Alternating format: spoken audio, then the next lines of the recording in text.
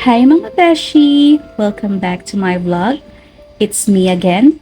And today, gusto ko lang i-share ang isang quote na nakita ko sa online na sobrang naka-relate ako. Sabi kasi ni Miss Tony Gonzaga na hindi porket pinutol mo na ang koneksyon, galit ka na agad. Ginawa mo yon kasi baka mas makabuti at mas tahimik para sa'yo at para rin sa kanila. Minsan, kailangan mong magdesisyon kahit masakit, basta alam mong doon ka magiging payapa. Grabe, no?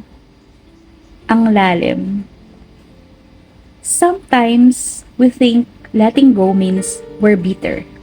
Pero sa totoo lang, minsan, it's an act of obedience and self-preservation.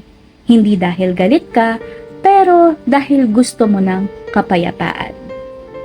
If we remember what it says in John 14:27, sabi doon, di ba? Peace I leave with you. My peace I give you. I do not give to you as the world gives. Do not let your hearts be troubled and do not be afraid. So, mga beshi, if you're in that season where you had to distance yourself from people, maybe even people you love, don't feel bad. Hindi ka masama.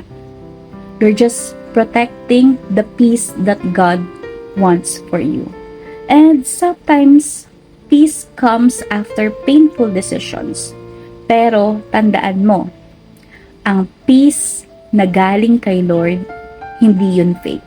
Hindi plastic. Totoo at pangmatagalan. Kaya, kung ikaw to ngayon, I want to remind you that it's okay to walk away if it means walking towards peace. Let go, not with anger, but with prayer. Let go, not with hate, but with healing. Let go, and let God. So, thank you mga beshi for watching and for always being here. If nakarelate ka, don't forget to like, comment, or share this to someone who needs this reminder today. See you on the next vlog.